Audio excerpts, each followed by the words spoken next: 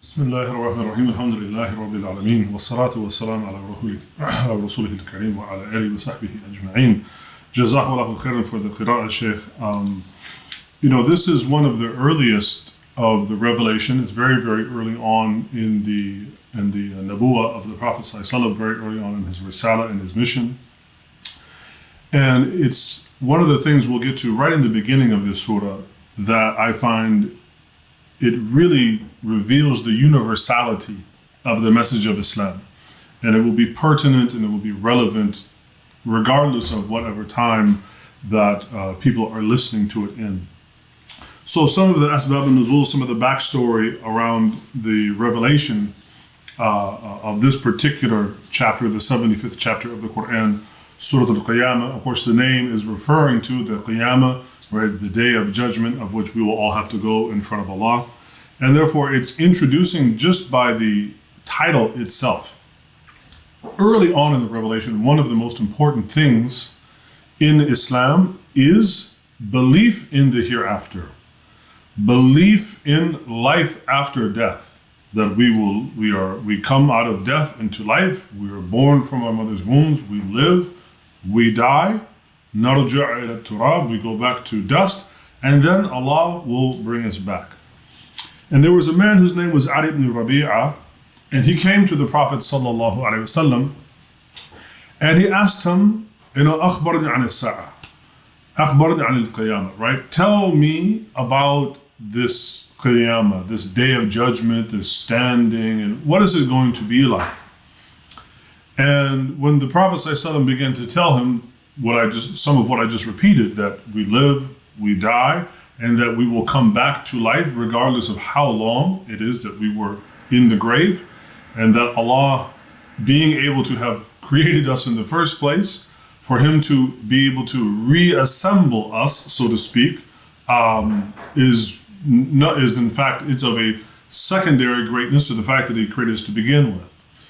But Adi, like many people today, and this is interesting that the pagan Arabs were in some ways materialists. I don't mean like dunyawi in terms of, bling and this kind of stuff, but they were materialists in their idea that, well, life is, our understanding of life, our understanding of reality is constrained by empiricism and observation. And therefore, if we are not able to perceive with our eyes how this is possible, then it must not be true. So he rejected this, saying, what do you mean that Allah will be able to reassemble my fingertips? And this is where Allah opens up with, and we have a couple of different verses in the Qur'an, a couple of different surah that open where Allah says, La uqsimu, and so on, hakada. The la here is, we find this actually in the Jahili poetry. You'll find it, for instance, in Imru al-Qais and some of the other Jahili poets. And this is a style, to put it in modern parlance, that when you have two like hip hop artists or rappers and they're trying to, we just had it the other day, somebody just had some sort of like rap off, right? When you're trying to defeat your opponent's arguments, you begin with this la. You begin with this negation, this nafi. So Allah is putting Himself into the conversation with this man that at this moment might not even feel, he's not even sure if he believes or not. And then the very words that he says, Allah picks up on the conversation as if He were right there with them and interjects as if to almost cut the man off, to cut off Adi, to cut off the atheist or the materialist, the person that is in denial of the next life.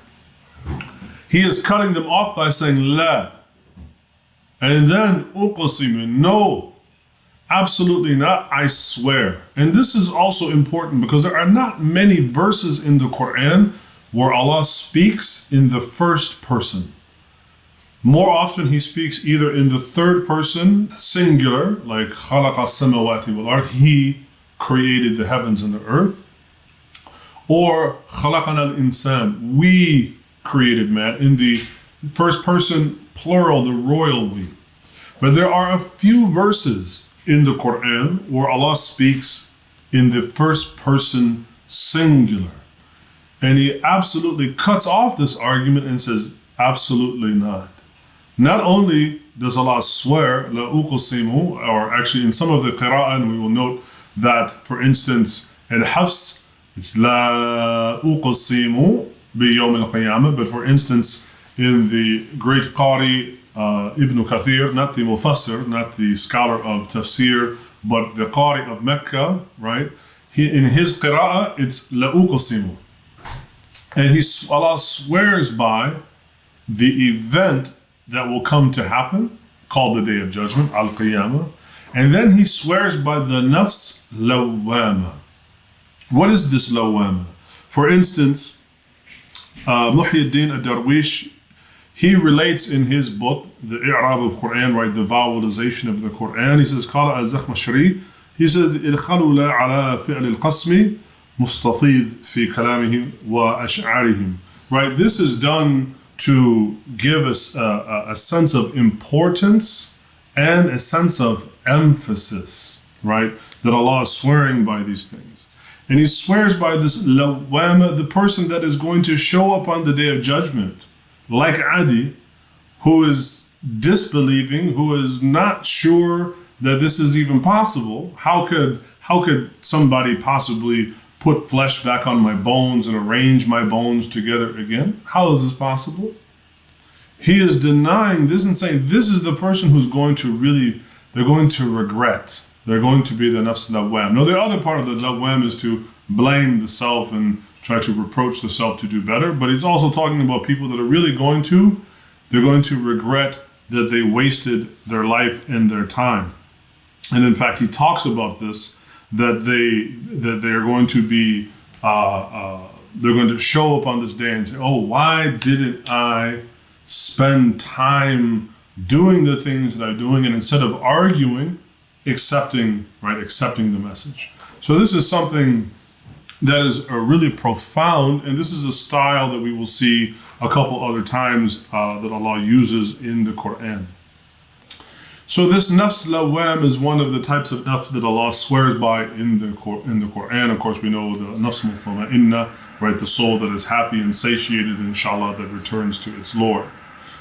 And then Allah is asking people this istifham, the av, like ayahsabu or ayahsibu in some of the qira'ah, ayahsibu al-insanu an la najma'a 'idama.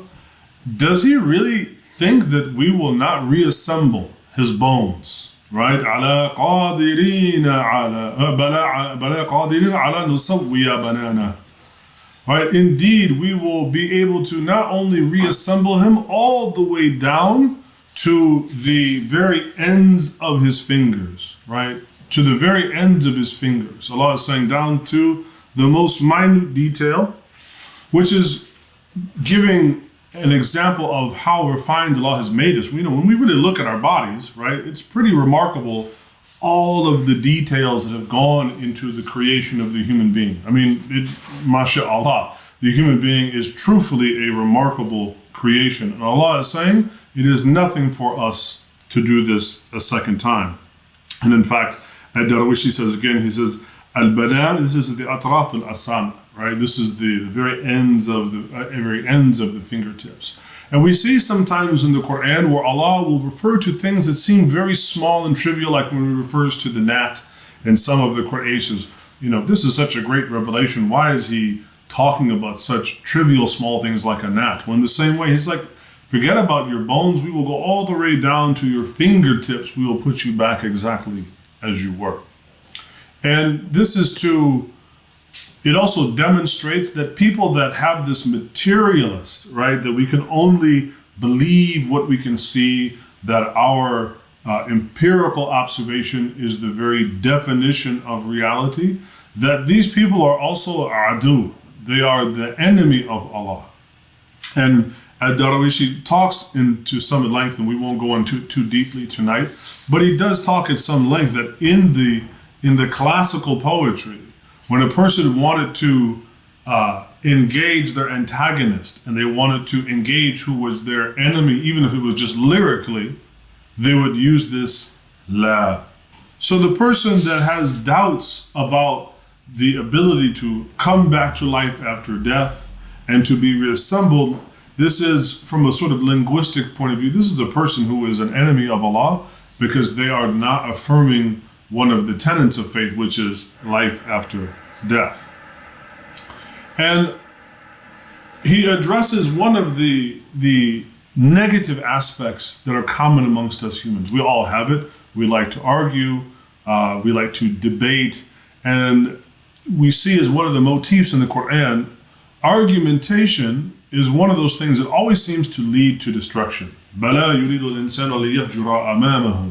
Right? Man always wants to deny and argue about what is clearly in front of him.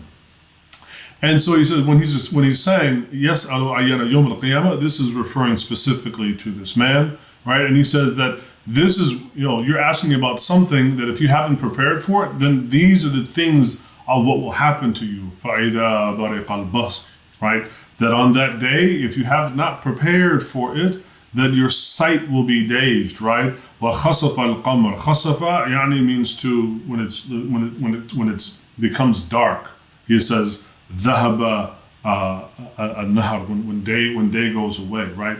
It'll become dark, you will become confused, and that reality as we know it will truthfully change in such a profound way that Allah says, what? وَجُمِعَ الشَّمْسُ وَالْقَمَرُ, that the sun and the moon will be joined together.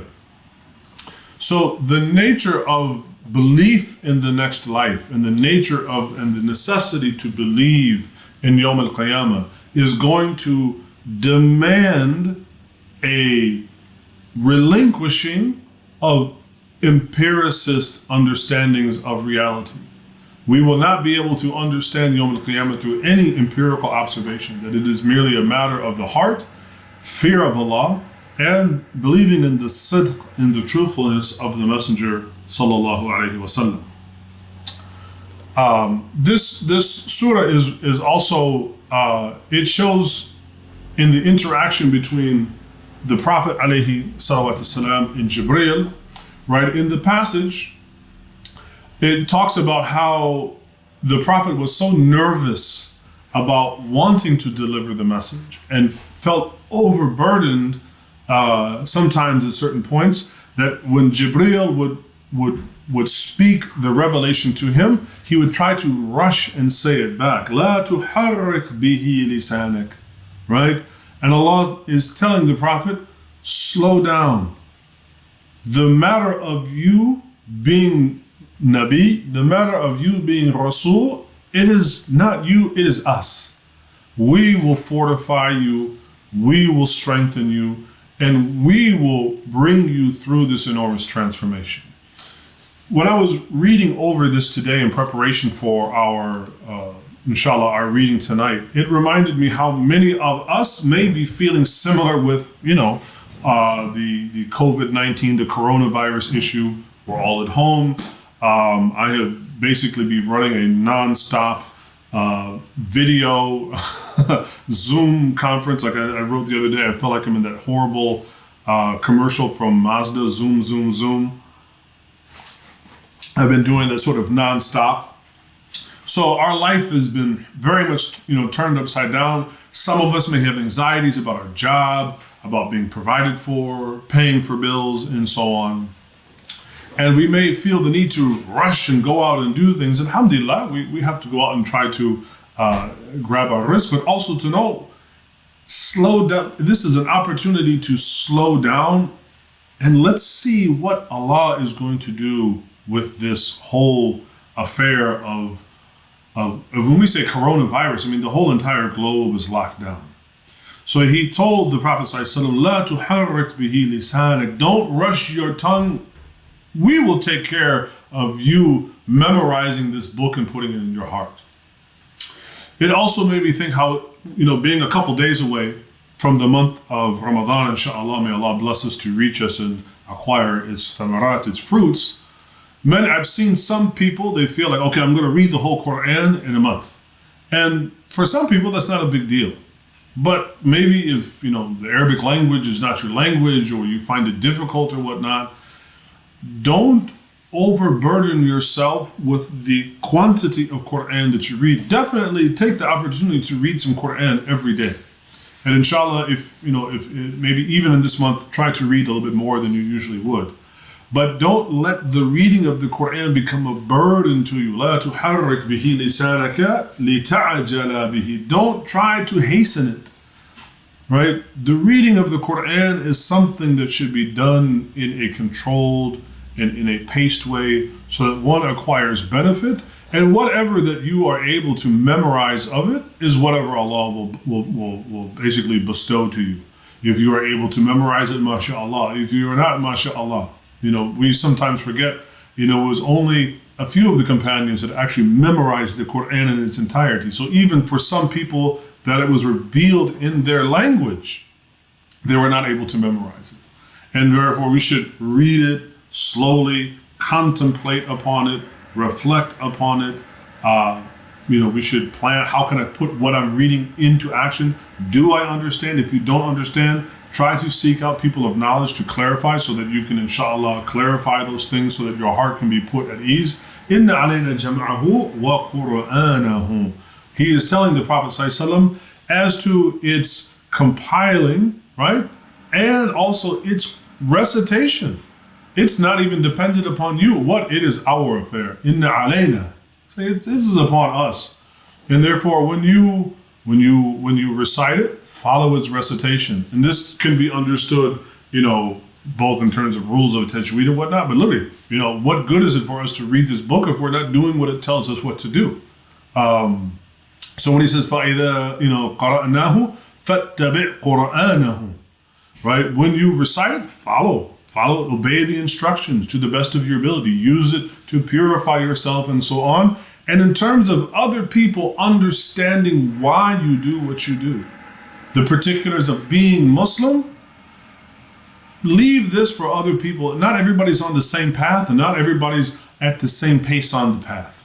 Right? So he's even telling the Prophet ﷺ, ثُمَّ إِنَّ عَلَيْنَا بَيَانَهُ. It is also upon us, not upon you, Ya Muhammad, to explain this thing. That is our concern and not your concern. So I certainly, advise myself first and for you to take this opportunity to read this book slowly. The amount is not the most important thing. It's the engagement with it, because it is the book that is going to tell us about how to be successful in the next life. And in fact, after Allah tells him, ثُمَّ عَلَيْنَا بَيَانَهُ, that it's our responsibility to explain it, Allah goes back to refuting this idea about the hereafter. كَلَّا بَلْ تُحِبُّونَ الْعَاجِلَ أَوْ يُحِبُّونَ الْعَاجِلَ in some of the other riwayat. Right? He said, no, but what's the biggest problem here? You prefer this life that is all about rushing around. It's very fleeting. كَلَّا بَلْ تُحِبُّونَ الْعَاجِلَ وَتَذَرُونَ الْآخِرَةَ. And you are not paying attention to the akhirah. Right? These two verses here, really the 20th and the 21st verse of Surah al-Qiyamah. If you can walk away with something tonight to elevate your Islam, to have how do I improve myself and my nature with Allah, take the advice that Allah is giving in this rebuttal, كَلَّا بَلْ تُحِبُّونَ الْعَاجِلَ. And Allah is saying, this is the nature, the default nature of mankind. We love this world. We love lattes. We love shiny things that flash. It's true. We love these things, and they've been put here as a temptation and whatnot. وَتَذَرُونَ الْآخِرَةَ. But we leave off the pursuit of the hereafter. So in our reading of the Qur'an for this coming month, inshallah, let it be about letting some of our love of this world, let some of it go, disregard some of it, and instead, right, let us, inshallah, nuhibbul akhirah. Let us have love for the next life. And Allah says, what? لَقَدْ كَانَ لَكُمْ فِي رَسُولِ اللَّهِ أُسْوَةٌ حَسَنَةٌ. Indeed, there is an excellent example for you in the Messenger of Allah. But for what? not just to be like Muhammad for just any old reason. لِمَنْ كَانَ يَرْجُ اللَّهِ, for the one that has hope in meeting Allah. And the only way that you and I can meet our Maker, that can meet our Creator, is in the hereafter. It can't take place here, right? So even in the very example of the Messenger of Allah is all about taking us to Akhirah in a way, inshallah, that is with najah, that is with salvation, that is with falah, inshallah, that is with success. So when we read this book this month, let us try to have more love of Akhirah and a little bit less love of dunya. Let us disregard all the things that distract us, and let us really try to engage this book and this messenger. And inshallah, we can take this time in this month indeed to reinforce the idea that, we should have hope to go meet Allah. Yes, we fear His chastisement, we fear His fire, but at the same time, we should hope for His mercy, but also hope for His garden. This is one of the beautiful reasons why the Qur'an is so filled with imagery. And we call this in literary studies. It's so filled with imagery about what? تَجْرِي مِن تَحْتِهَا الْأَنْهَارُ. It's filled with things that tell us what is going to be in Akhirah. It's not just an abstract concept of rahmah, right? It's not just an abstract concept of mercy. It's also real things like a garden, rivers, thamarat, fruit, right? Rumman, pomegranate, nakhal, beautiful palm trees. So that imagery is there to also give us a few handholds, right? Because if it's all just abstract concept, it's hard for us to really, well, why should I stop doing this or lower my gaze or, not cheat this person or whatnot. But when I can really think about, okay, you know what, I'm going to, if I pray those extra nawafil prayers after Maghrib, inshallah, I will have a house built for me in Jannah. If I avoid arguing with this brother or this sister that really got on my nerves and I want to just stick it to them, right? If I avoid argumentation, as the Prophet ﷺ said, that Allah, what a house will be built for me in Jannah. If I also read the book this month and focus on the imagery of it, inshallah, this will give us more yaqeen and more certainty, inshallah, in the heart. And of course, we ask Allah Ta'ala, inshallah, I ask Him to bless you in the remaining few days, inshallah, of Sha'ban. May He accept from you, may He accept all of your ibadah, your worship, your repentance, inshallah. Inshallah, He will raise you darajat, inshallah, fi dunya wa fil akhirah, raise you in this life, in your countenance, inshallah, and in the next. And may He bless you in this beautiful month to come, and may you gather all of its jawahir and thamarat, all of its beautiful gems and its fruits, inshallah. And may He make it something that you tuqaddimu, that you send, inshallah, ahead of yourself on that day, of which the only shade will be the shade of His throne. Wa salli wa sallam wa barak ala Sayyidina Muhammadin wa ala alihi wa sahbihi ajma'in, walhamdulillahi rabbil alameen.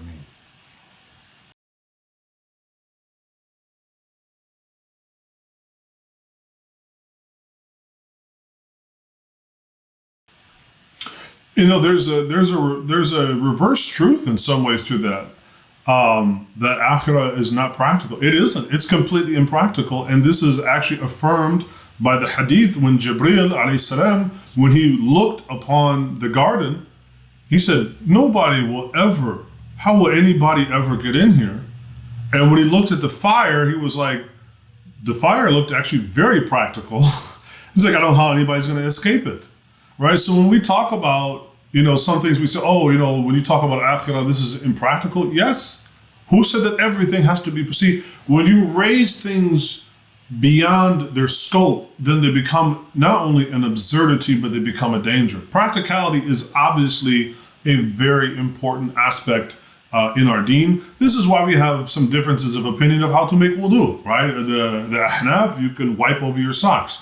If you're Maliki, you're a little less practical. You have to take your sock off and wipe your foot and do, you have to do the whole thing. We have aspects in our deen that are practical, but there are also beautiful aspects of our deen that are completely impractical, that are purposefully difficult, and that are extremely hard to achieve. And this is affirmed again when Jibreel alayhi salam, when Gabriel, the angel of revelation, when he looked upon the garden. This is not practical. How will anybody get in here? And he looks upon the fire that looks very practical, that looks very accessible, that looks very doable, and I have no idea how anybody will escape it. And of course, Allahu Ghafur Rahim.